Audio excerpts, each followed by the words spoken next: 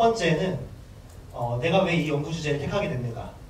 보통 이제 연구 주제를 정할 때 무엇이 유망한가, 무엇이 잘 나가는가, 무엇이 잘 될 것인가를 먼저 생각을 하잖아요. 근데 대부분은 그런 것에서 연구 주제를 출발하면 너무 늦고요. 그게 아니라 정말로 우리에게 무언가 욕구가 있는데 그것이 딥러닝이 해결해주지 못하는 것은 무엇인가, 이런 거를 생각해 보시는 게 중요해요.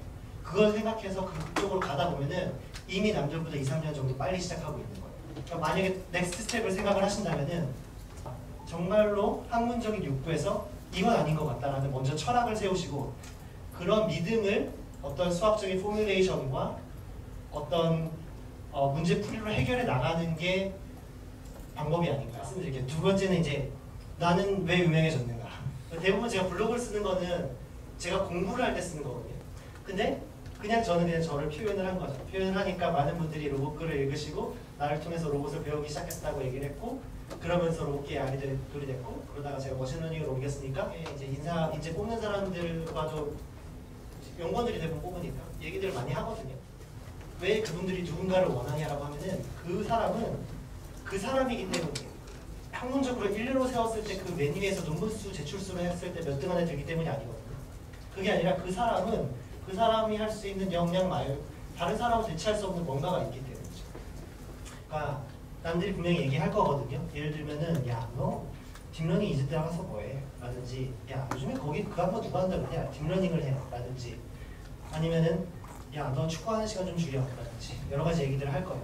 근데 사실은 여러분들이 대부분이 비슷해지는 이유가 그런 것들 너무 이제까지 모난 돌들을 깎여왔기 때문이 아닌가 싶어요.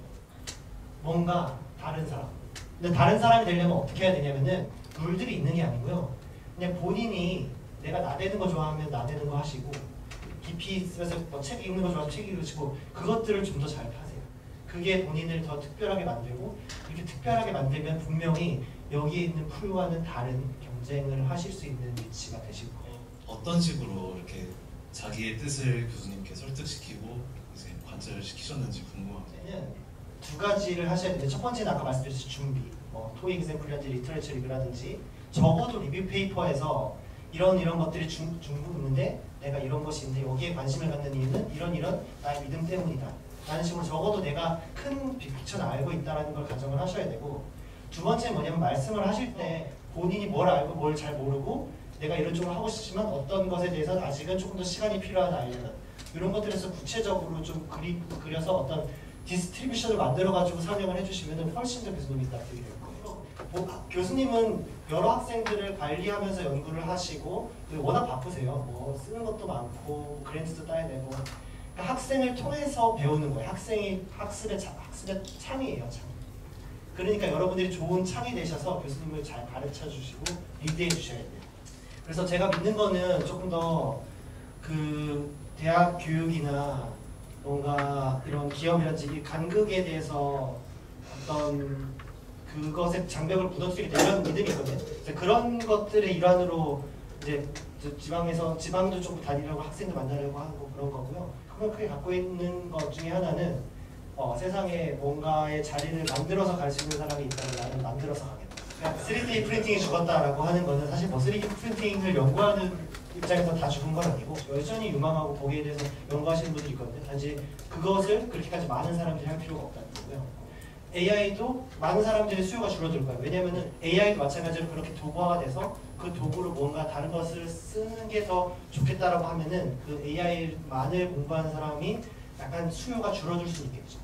줄어들 수 있지만 여전히 거기에 그렇다고 해서 중요하지 않은 분야는 아니고요.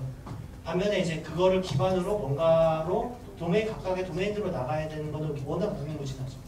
그런 면에 있어서는 어쩌면 도메인 날리지를 알면 조금 더 아이디어가 더 있을 수도 있고, 그리고 두 가지를 다 알면 더 좋고.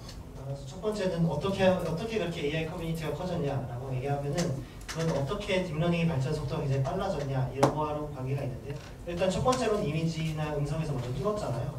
근데 그것이 뚫은 것이 그 메서드가 굉장히 다양한 도메인에서 모두 다 쓸 수 있는 메서드고, 그리고 다양한 도메인에서 모두 다 굉장히 좋은 성능을 냈기 때문에 너도 나도 다양한 도메인 사람들이 몰려들었고, 그러다 보니까 그 다양한 도메인의 사람들이 하나의 어떤 기술에 가지고 얘기할 수 있었던 거죠. 그럼 과연 그런 커뮤니티를 어떻게 만들어야 되느냐에 대해서는 한계 있으시면은 그게 완벽하지 않고 누군가에게 비판당할 수 있다고 그런 걱정하지 마시고 그냥 올리세요. 올리시고 피드백 받으시고 다시 또 발전시키시고.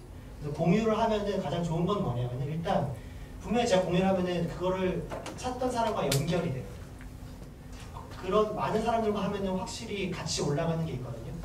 그러니까 여러분들도 할 수 있어요. 이런 사이클을 굉장히 린하게 가져가시면은 훨씬 더 여러분들 연구도 뭔가 에너지를 얻으면서 연구하실 수 있어요.